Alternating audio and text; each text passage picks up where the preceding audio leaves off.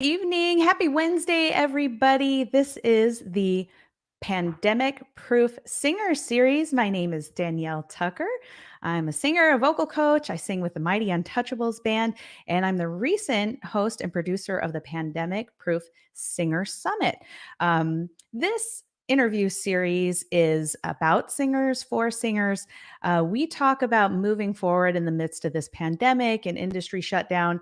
We just talk about community, lifting one another up, and really inspiring one another to move forward. We talk about doing hard things.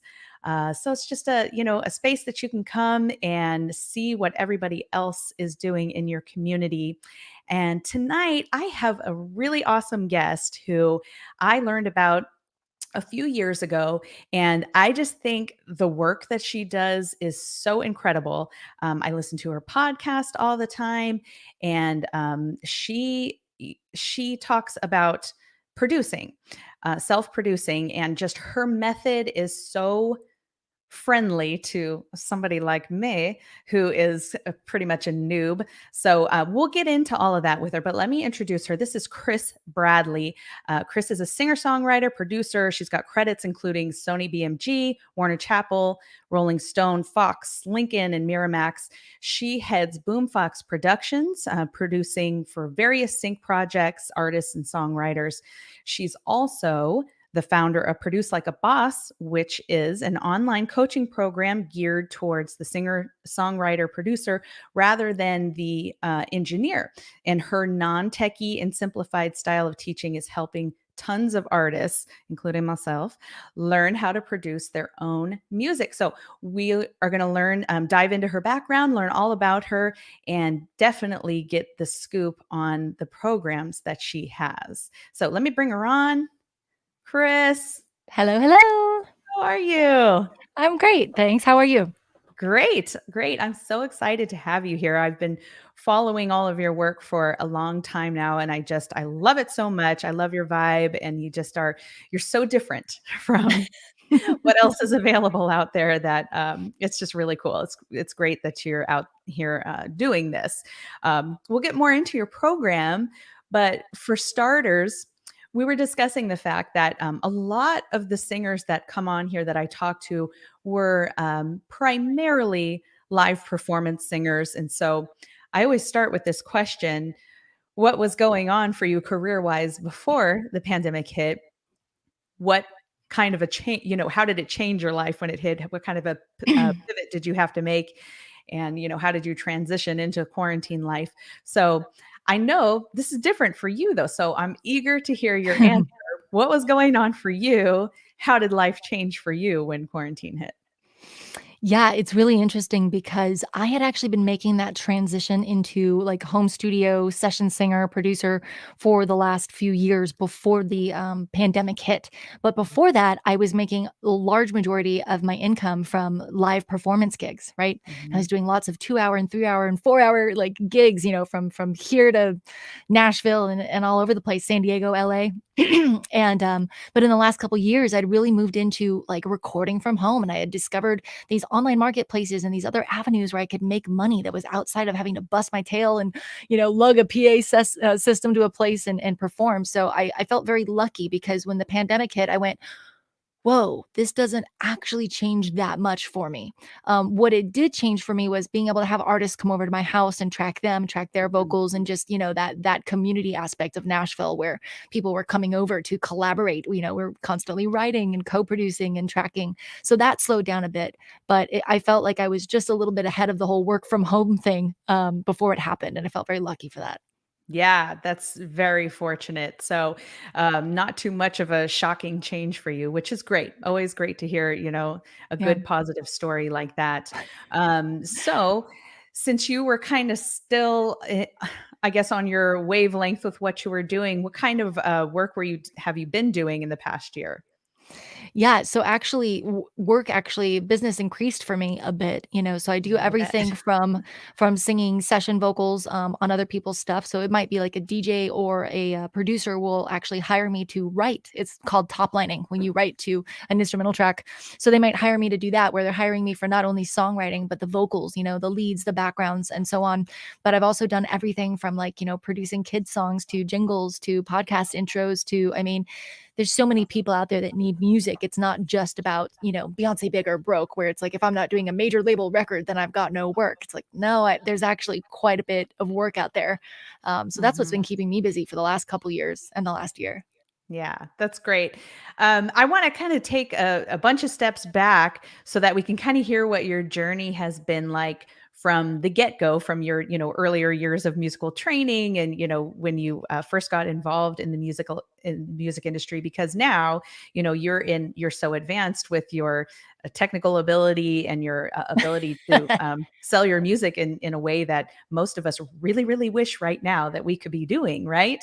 Yeah. So let's back up and how did you get into music? Were you in a musical family or just you? Yeah, yes and no. My biological father was a guitar player in a long-haired, like, 80s rock and roll band called Lickety Split, but he has not played a major role in my life, so it's like, I know that it's in my blood for that reason, but my great-grandma did help to raise me for the first 8 years, and she had a piano in the house, and she was a music teacher and a pianist, so I actually grew up kind of singing and playing to, like, jazz standards and, like, big band and old, like, kinda old-timey music. Okay. But my mom had me when she was, like, really young in the '80s, so it's like I had this balance of my great-grandma giving me stuff like "Let Me Entertain You" and "In the Mood," right, by Glenn Mhm. Miller, to my mom, like, just rocking out Guns N' Roses and Heart and Led Zeppelin, so I had this really cool split of musical influence, and I was just always singing and always playing whenever I could, you know? Mhm.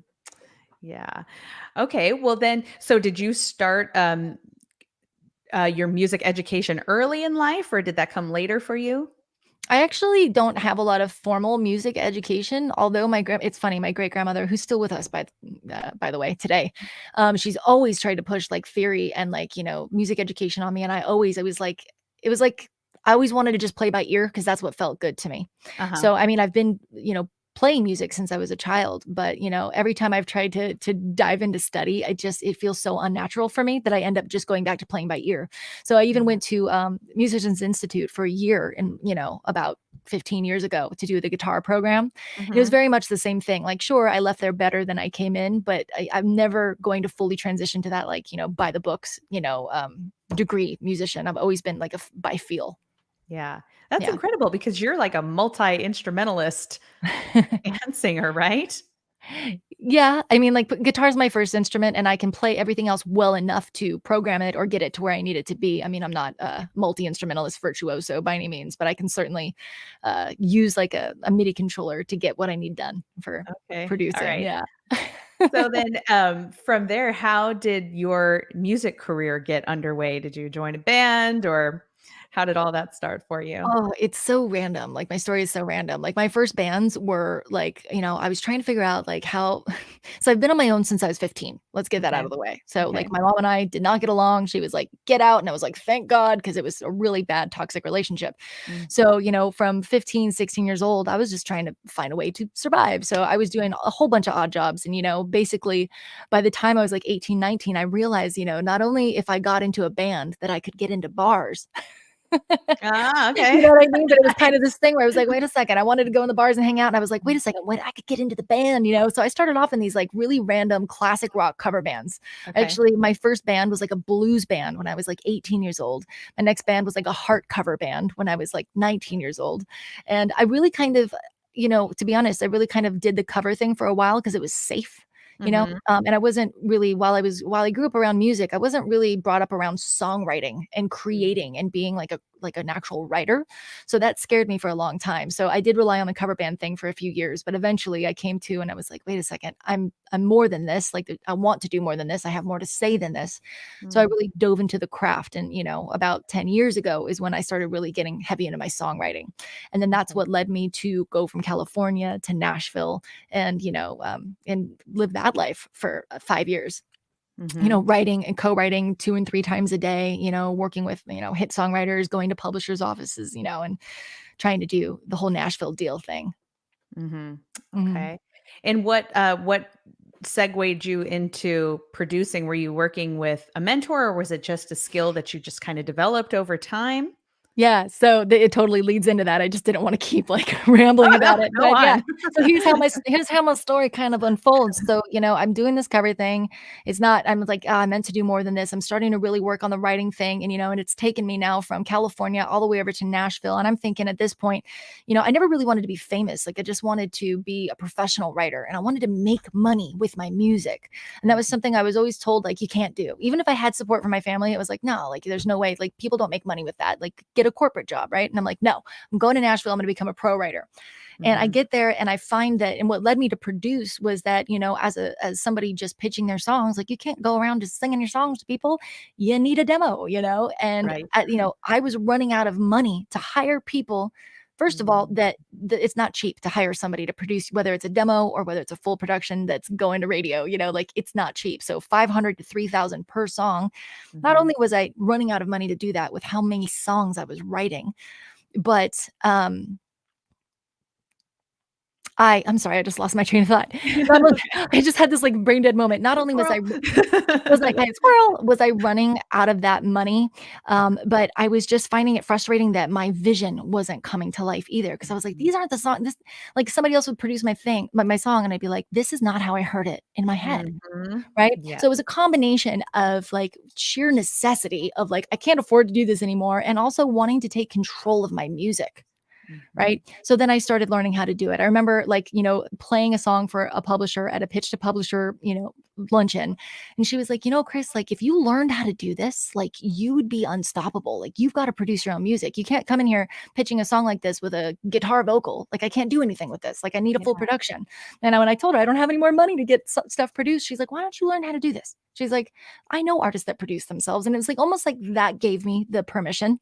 I was like, "Wait, there's artists that do this too? Like, I could do this?" Mhm. And so I went down the YouTube rabbit hole. I mean, I paid with thousands of dollars, whether it was like through, mentorship or, taking little programs here or there, trying to learn how to do this. And honestly, everything that I came across really felt like it was like just a different language. Like, it wasn't like, it was like they were speaking to me like I was an engineer.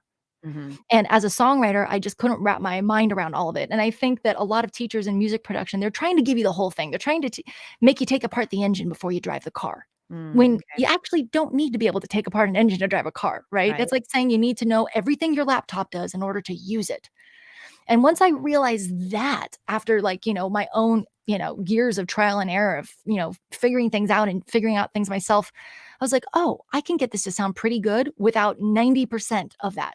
Because our Mm. DAWs, which stands for digital audio workstation, do about 500% more than we actually need them to do Mhm. things like demos and productions and recordings. So it just kind of led me to, come up with my own system. And so I'd have artists over at my apartment, tracking them, recording them, and I would be teaching them. And one day they were like, "Kris, like, you're really good at, like, explaining this." So I was trying to teach people how to track their own vocals and do their own demos. They're like, "You should, like, teach this." And I was like, "I don't know." But I was teaching so many people one on one. I was like, "You know what? I'll put together some YouTube videos and I'll get it to the people instead of having to teach them over and over and, trade that time." And Mhm. then, as one thing led to another, I mentioned it to a publisher friend of mine. He goes, "Wait a second, you're going to put together like a course?" And I was like, "Oh, I guess that would be an online course." He goes, "Wait, wait, wait. Don't put it on YouTube." He's like, "Let's make a course. Like, make a course. I'll help you promote it. We'll make a product." And that's what turned me on to the whole thing. So Mhm. sorry, Mhm. that was long winded. No, that's great. That's great. And before we kind of get into what your course is all about, I'm just curious. It's so different going from being mostly a live performance artist to being in more of the songwriting world and pitching songs and getting into sync licensing. It's a whole different networking technique. How did you step into that world? Was it just a gradual progression and you just kind of met people along the way? Or did you have some kind of a mentor or program you followed in that? In transitioning from being a songwriter to a producer? Well, just getting out there into the world of pitching songs Mhm. and getting placements and things like that. Totally different Yeah. world from just trying to get a gig at a bar, right? Oh, 100%, and I would say that that was my own curiosity just led me to that, and, Google led me to things like, NSAI, for example, the Nashville Songwriters Association, which led me to other, similar, camps in Nashville where they're based around the education. I'm a big nerd, so when I wanna learn something, I will just, like, read 5 books on it. So that's just, like, the second I was like, "Oh, I wanna actually become a better songwriter." Like, I ordered, like, how to Writing Better Lyrics by Pat Pattison, among, like, The Artist's Way and all these other things, and one thing just kinda kept leading me to the next, and I realized that if I wanted to be a professional, that, like, there was this pathway of, like, learning and building my craft as well as what those next steps were. Like, I wouldn't have gone from, like, the bar straight to trying to pitch one of my songs. Like, I had to go through this little boot camp that I kind of put myself through self-education, you know? Yeah, yeah, okay. Not to completely sidetrack here, but are you by chance familiar with Clifton strengths assessments? Have you ever heard of this? I am Strength familiar with finders. strengths assessments. Yes, like, I've taken a strength finder Yeah. in the Okay. last couple months.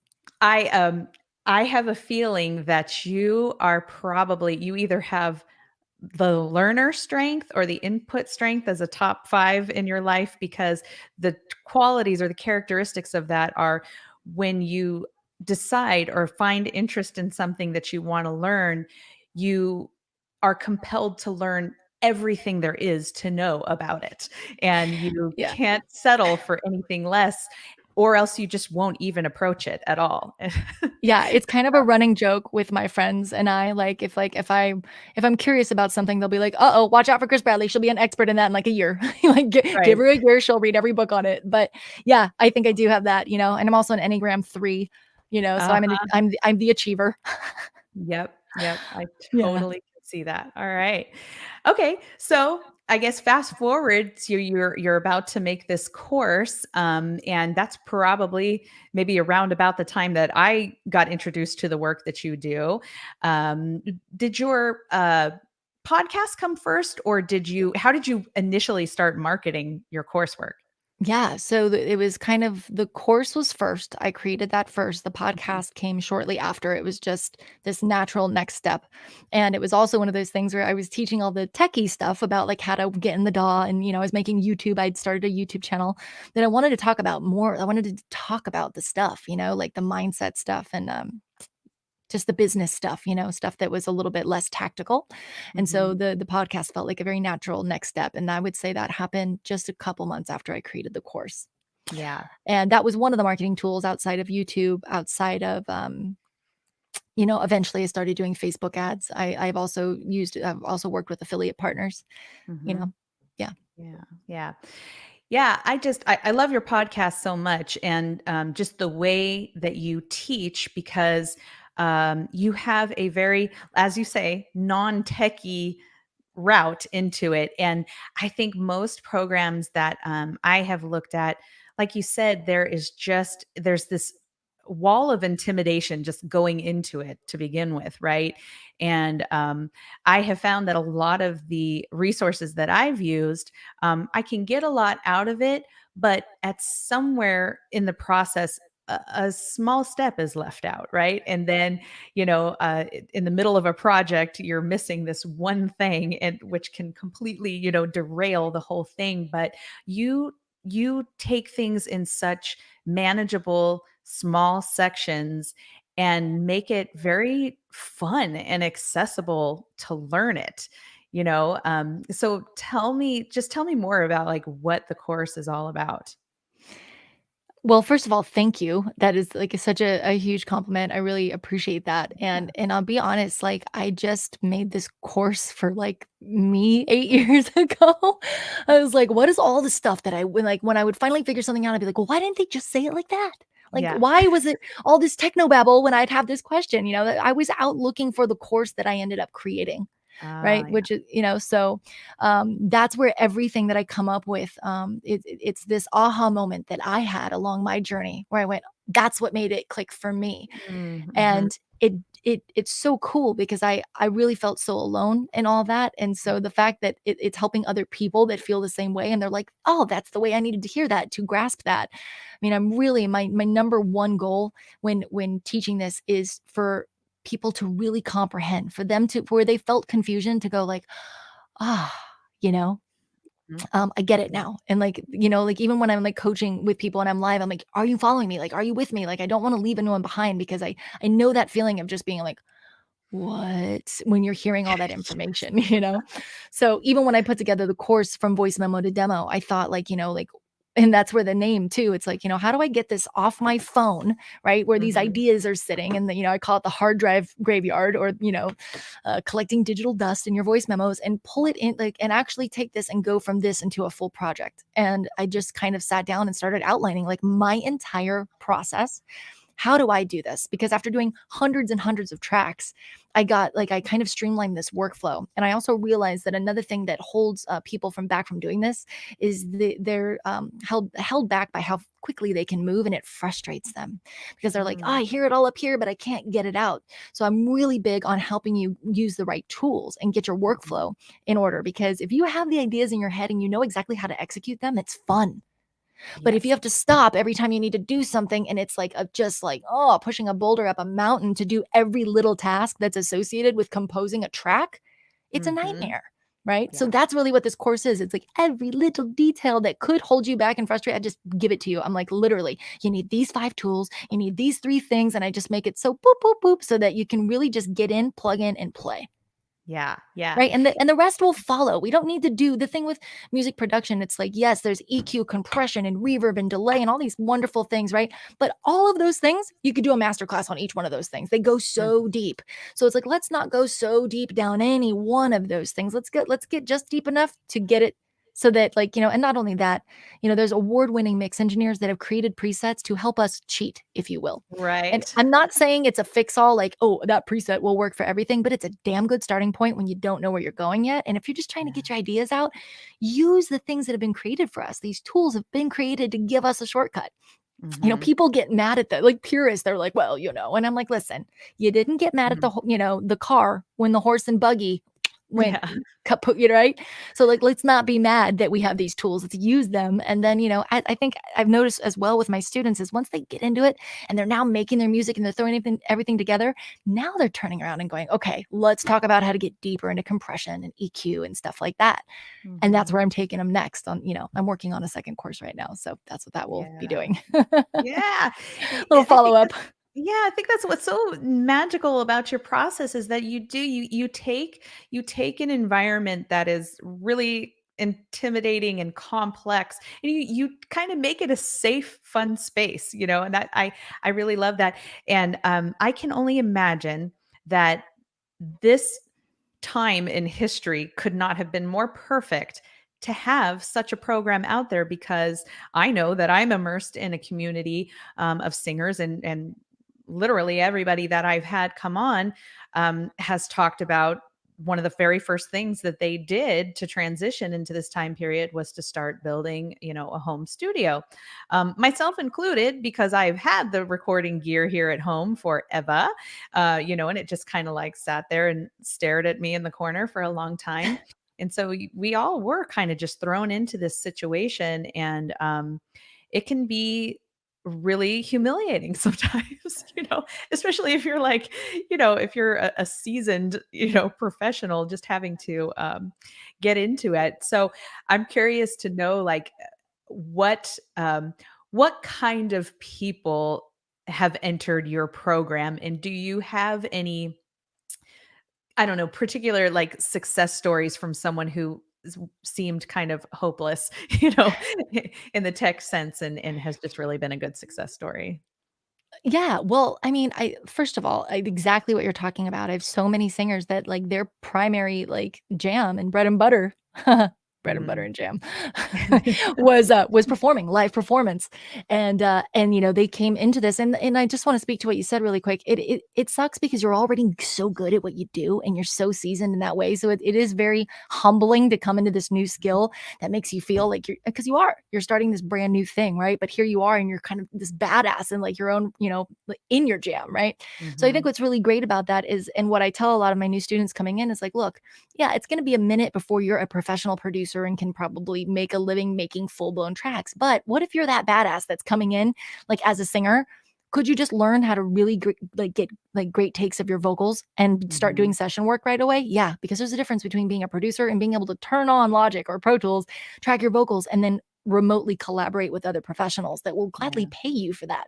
So it was really cool to see that transition. I did have quite a few singers that came in that were like, oh my God, this is overwhelming. And I was like, I got you. Like, let's start you here. Let's get you tracking vocals. And next thing I know, I mean, within less than a couple months, I have a student who has been with my program for 7 months, and she just placed 3 tracks with Warner Chappell PM. That's Warner Chappell's production music, their sync library, essentially. I've got a couple other students that are regularly getting session work like on the online platforms. I've got a couple students that have started podcasts. One student who started a business, she started a custom songwriting business and a podcast, all with the skills that she learned in the program, and within a few months even. Right. And it's cool because it's like I always say, every singer can learn how to can benefit from this, because whether you're wanting to get your music placed in film and TV, which, by the way, everybody on the other end of that, whether you're pitching to a music supervisor or a library, they want to know that you have full control of your masters and that you can make edits is a big, I wouldn't say it's a deal breaker, but it's a contributing factor. I can't tell you how many times I've been so close to getting a sync placement in the past before I owned masters and could record, and they'd want something like an alt version, like, can we just get drums and bass and vocals? I'm like, let me get the producer. And then by the time I found him, boom, I lost the opportunity. But now it's like, I did a Lincoln commercial in my living room, and we're sitting there going back and forth. Hey, can we get these edits? 12 revisions or some crazy, but we did it. It wasn't going to be like, oh, hold on, Lincoln, let me get my producer, So it really arms you with the tools. So whether you're wanting to do film and TV or just record your own stuff, or like maybe you don't want to be a producer, but you love to get session work online, make a living, maybe your producer and you aren't able to be in the same room for whatever reason that is, whether you don't live in the same place or whether there's something like social distancing that you both want to stick to. Now you can collaborate with your producer, and now you can play a role in that collaborative process. When he's producing or she's producing your record, you can go, oh, you know what? Right over here, can you fly that over there? And then, I think we can comp this from over here, and you can actually speak the lingo a little bit and get in there and really understand. Like, another thing is singers, they don't know always how to describe what it is they want because they hear it in their head, but they don't know what it's called. So I think that even learning the basic fundamentals of arrangement and production just empowers you as a communicator with a producer as well. Yeah. Not everyone will go as far down the rabbit hole as I did. I was like, I'm going to start a production company. I'm going to make demos for other people. I'm going to get my stuff into film and TV. Some people will just pick one avenue. I went a little buck wild, but that's because I'm the learner. Yeah, it's the learner in you. Yeah. I want to do all the things. Yeah. And I know your things are just so like user friendly too. You have even gone as far as to create this. It's like a cheat sheet of vocabulary or lingo that you need in order to like converse with a studio engineer. Yeah. It's the quick guide to producers lingo. Yeah. So I think with a lot of singers that I've talked with that have had to make this transition, some have been very resistant because they're like, technology is not my thing. It's not an area that I'm like willing to move into. So I wonder, in your program, do you find that a good majority of the learning process is just making mindset adjustments around working with tech?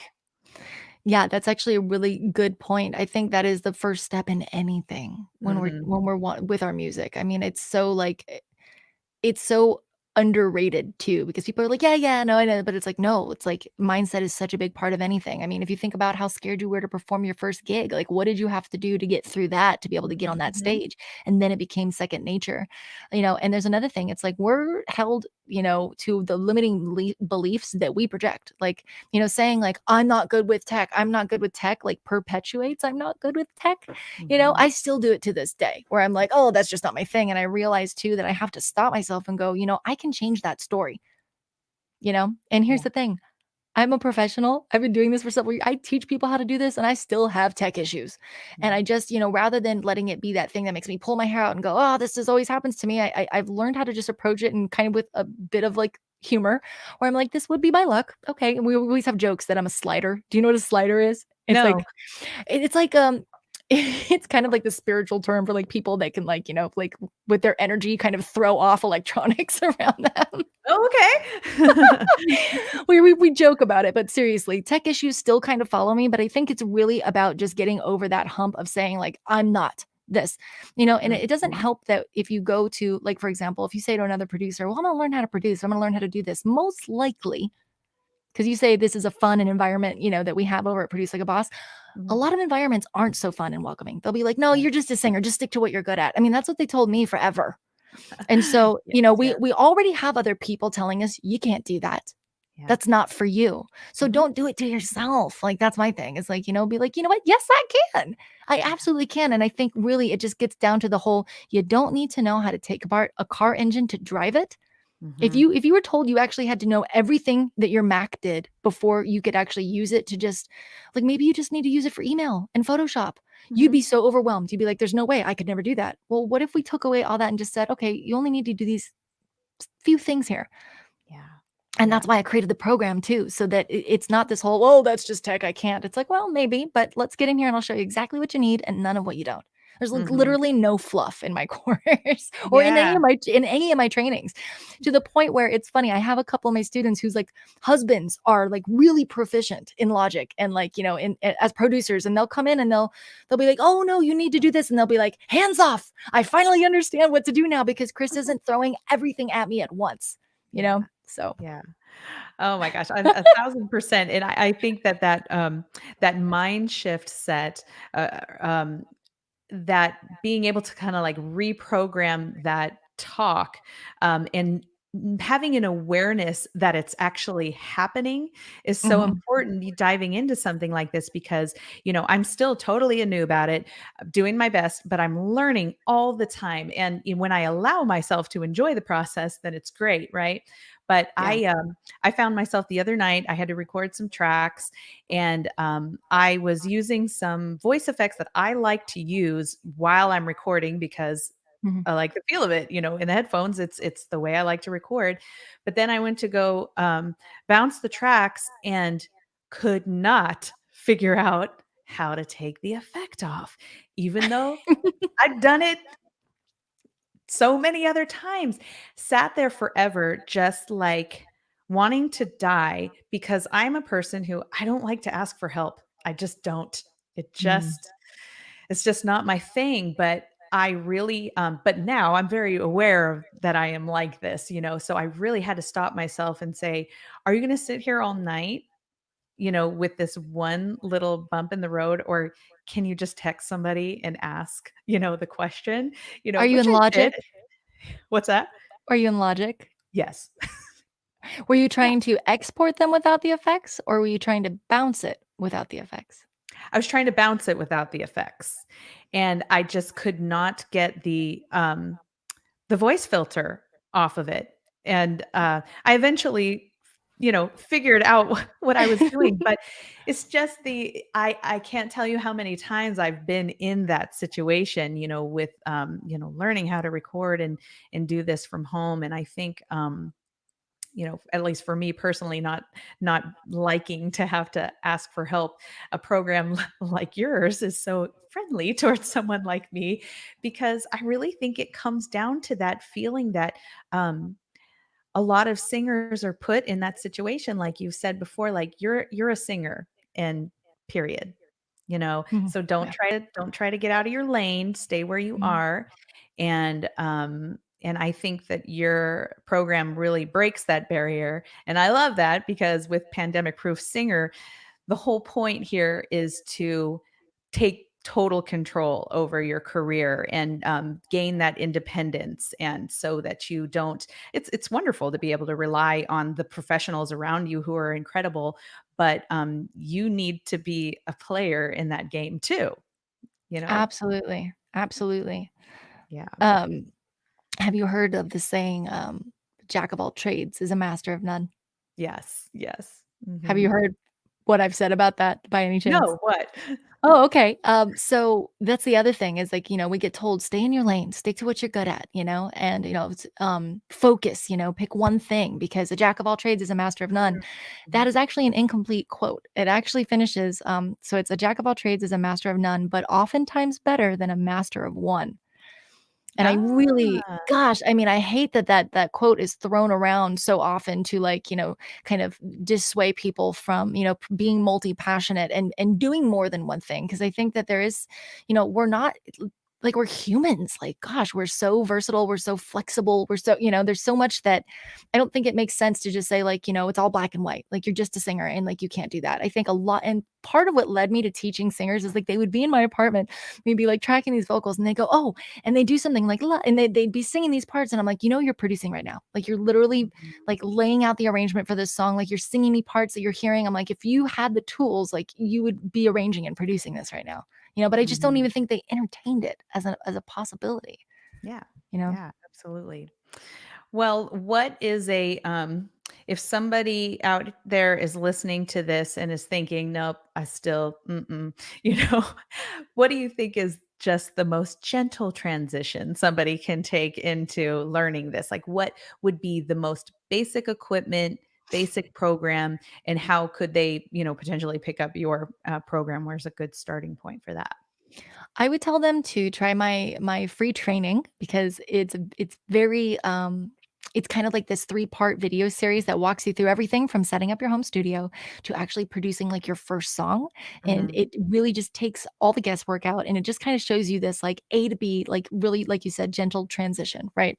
Mm. I would start there and it also will show the possibility of like, what I do it so quickly as well in a way that you can see that like this doesn't have to like, we make things bigger than they have to be. You ever do that? I do that all the time where I'm Yeah. like, "Oh, that's gonna be a thing. I'm just gonna stay back here," and then I get to it and I'm like, "Oh, that was actually not that bad." That's Yeah. what this training will do.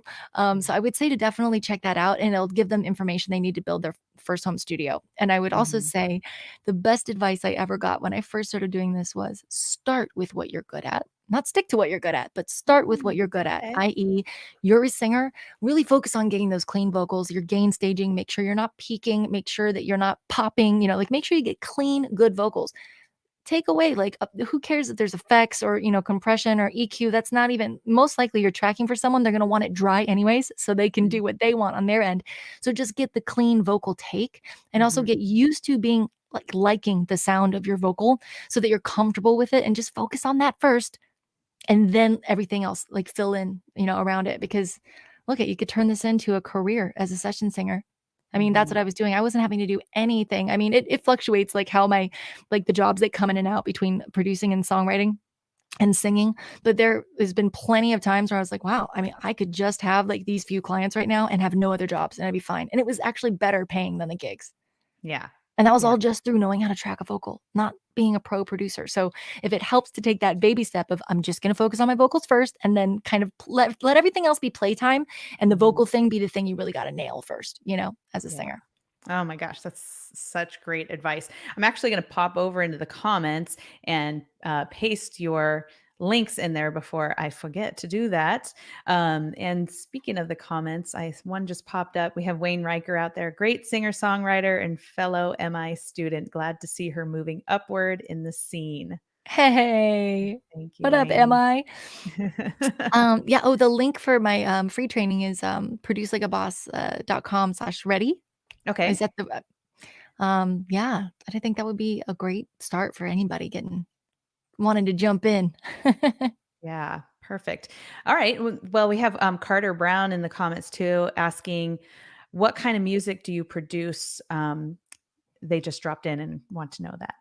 Sure. So, I mean, I'm a multi-genre producer. I specialize in like pop and hip hop, but I've done a little bit of rock, a little bit of orchestral because I do stuff for film and TV and a lot Mhm. for production music libraries. It has been in my best interest to be as versatile as possible, to be able to Mhm. land as many placements as possible. So I love pop and hip hop, but I've done multi genre, everything from Mhm. pop country to, electro swing. Yeah, yeah. Yeah, and I've, heard so much of your stuff and you're very, like I love how, like, clever your lyrics are and you're very witty and that really, comes through, like, in your Oh, thanks. lyrics and everything. Do you think that's really an important thing, when you're getting into, let's say you're approaching this because you're coming at it from a singer, songwriter standpoint. Do you think it's important to kind of identify what some of those qualities are that stand out for you as a singer songwriter before you jump into this, or would you be putting the cart before the horse with that? Um, I'm sorry, I'm not sure that I understand the question. Can you just Meaning, like, should you have a pretty good understanding of what you're like style wise and what your strengths are as a songwriter okay. before you try to get into producing? Is it going to be like a mess for you if you jump in, or can you just jump in? I think you can just jump in. I feel like learning how to produce helped me to find my voice even more so as a songwriter. Mm, But it's also, one of the reasons I've chose to produce rather than stick to, songwriting outside of the necessity part was that I did feel as a songwriter and as an artist, I was always someone's always trying to put me in a box. Like, what genre are you? And then like stay in that lane. I was like, oh, I like too many things. And so I love the ability to be able to be versatile. I think that it's mhm, important in any job that you're doing and understanding like the difference between what you do for pleasure, what you do for yourself as a hobby, or as your art, and what you're doing to maybe try and make a living, which isn't always going to be maybe something that you want to do that day. That's the difference between a professional, right, and right. a non-professional. It's like the professional shows up anyways and writes even when they're not inspired. And oftentimes I'm writing for a client. I do a lot of custom work, meaning they tell me what to write about. They tell me what the vibe is and what they're looking for. And I really love coming at it from a place of service. That actually is less pressure than me having to write something on my own. It's like, oh, you Mhm, got some direction for me? Great. So I think it's important to be communicative and to understand what the objective is in every situation, and as long as you mhm, know where you're going, it's like, am I just having fun right now? Great. Go wild. But it's like, oh, am I trying to like turn this into a job right now? Okay, what's the market looking for? And how can I mhm, serve that? mhm. You know? Yeah, great advice. Yeah, and backing up to your point about um, being a professional and not waiting to be inspired. I heard one of your podcast episodes where you talked a lot about this and how. Can you talk more about that? What you mean by that? Yeah. Yeah. Just like not waiting just for inspiration to strike. Right, because you hear that Yeah. so often. It's like, Oh, I'm I'm not kind of like, inspired. yeah, I'm kind of having writer's block, or I'm not in the flow right now. I have personally said that many times myself. Yeah, I think that, when we do get struck by lightning and we have that flow, when those songs that just write themselves and it's just coming out of you and it's amazing, like you've got this lightning in a bottle, that's very rare. And I Mhm, think that we all, a lot of it creatives experience that. And then we think, oh, that's the only time I'm supposed to write because it's easy and it's flowing, right? mhm, But I think that, the muse is this finicky little, sucker. And like, I make her a person, and she's kind of got this sassy attitude. And for her, it's like she can be really brilliant for me, but she can also be like, oh, you're not going to show up. Well, I'm not going to show up. So I think of it like mhm, that. So it's like if I'm not feeling, motivated or inspired, I show up anyways. And I just, even if I have to sit there and look at the blank page or just go, I just showing up is the first step. And mhm, then, even if I'm saying like, it's funny, like Julia Cameron in The Artist's Way, she goes, even if you have nothing to write, right? I have nothing to write. I have nothing to write. And you'd be amazed how just showing up and doing the motions, all of a sudden now you're writing something and it's coming. And I think, another thing, and Seth Godin talks about this, is that we're not having writer's block. There's really no such thing. We're afraid of writing bad as well, right? mhm. Because we Yep. also are self-editing before we even start. So Mhm, basically this whole like perfectionism is just procrastination disguised as productivity. That's yeah. what it really is. And so we think that every time we show up, it's supposed to be this like our masterpiece. And so if it's not going to be the masterpiece, we do nothing and we quietly sit back and we think we're doing it in the name of perfectionism. Oh no, when the timing's right. Oh, when I'm inspired. No, bullshit. That's not how professionals work. The Mhm, pros, you show up anyways. And if there's no inspiration, you hunt that mother down. Mhm. That's what I do. If I'm not feeling inspired to write and I'm like, I have to write something, I go and I start Googling things. I'll watch a movie, I'll listen to a song, like I'll do anything because it's all around us. Just because Yeah. it's not birthed upon you and coming through like the lightning rod, which is very rare, that's like 2%. Right. The rest of writing professionally is like 99% perspiration, 1% Mhm. inspiration.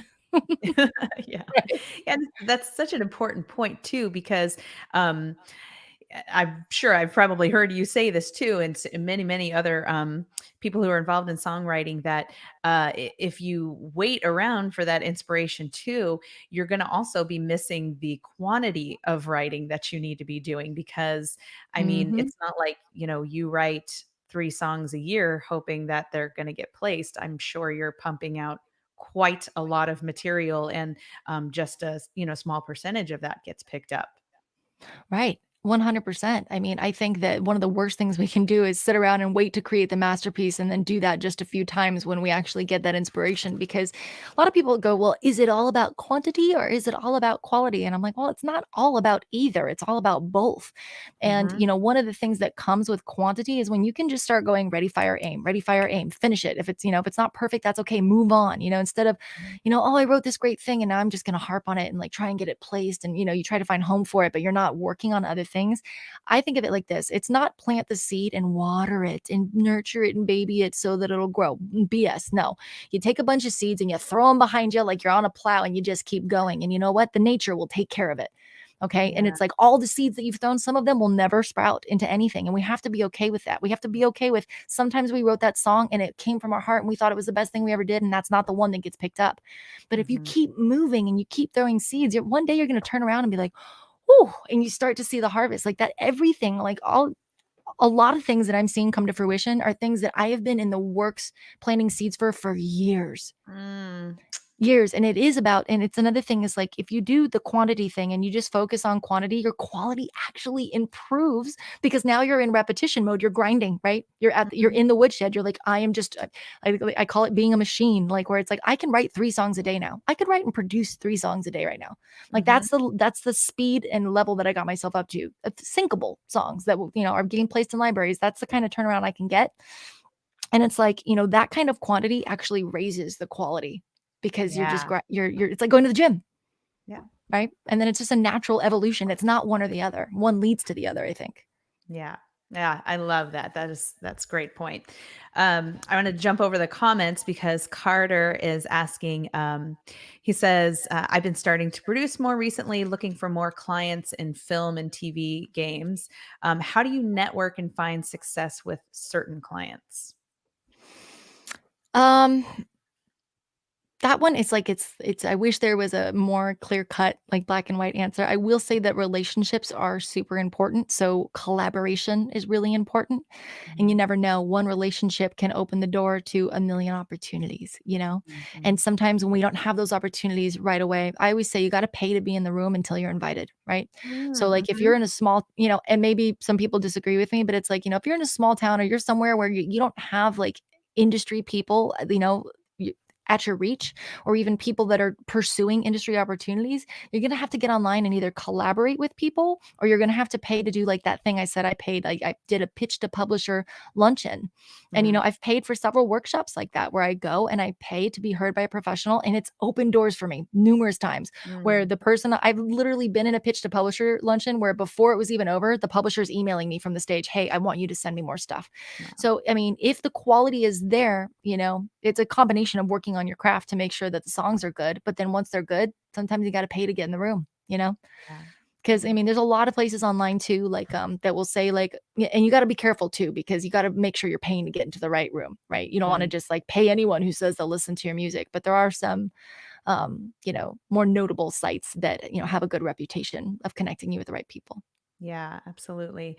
Yeah, I had no idea that that worked that way, but I think it's just consistency too. I mean, that applies to like anything that we're doing in life. I think so many of us kind of fail when we get into this long-term game because, we try and we think we're giving it our best effort and we're not immediately seeing results. But, Mhm. working in the music industry, it is It is a journey, and you just need to be out there every day going and going. And like you said, one of these days you're going to look behind you and see this beautiful field of flowers that you planted 2 or 3 years ago. And that can really build excitement. But I think so many of us stop right before that happens, and we Oh, never yeah. get to see any of that come to fruition. So Well, and I think that it's a very big, it's just a common fallacy that, like, oh, the most, if the most talented is going to win, and that's not true. mm, The one who's on the treadmill for the longest wins. The yeah. last person standing wins. And this is an industry of rejection. It is an industry of heartbreak, and it's amazing. But Yeah. you can't give up. You Yeah. have to just stick with it. And yeah, you're right. So many people quit right before something amazing's about to happen. Yes, yes. Oh, that's so cool. Hey, I'm gonna post the link here one more time because I want to make sure that I have it right. You said it was produced like a boss. What was Slash the ready, extension? .com slash ready. Okay, let me grab that up there. And shout out to Chuck Phillips. He's in the comments too. How you doing tonight? Ready. Okay. All right.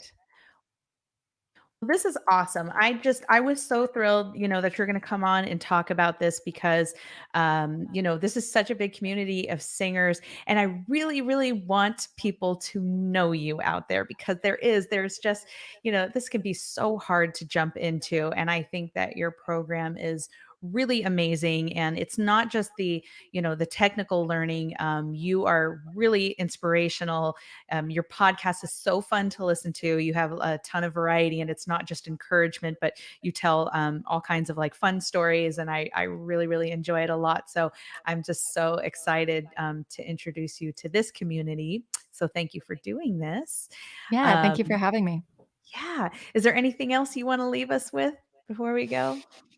I just wanna say that thank you, first of all, for having me. This is amazing, and my heart really goes out for those that got slapped so hard by 2020, Yeah. and I had a lot of people that I was trying to turn on to working from home. I always say working from home is no longer a luxury, it is a necessity.